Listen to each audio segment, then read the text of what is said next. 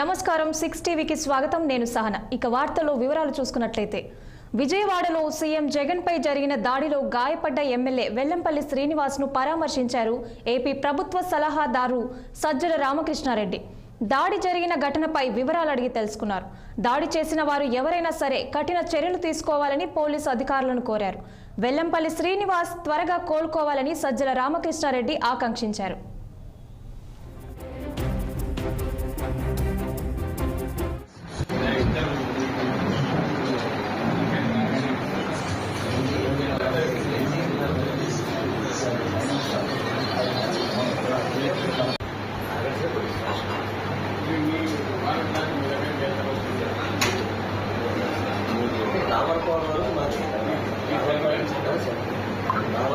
starting నుంచి office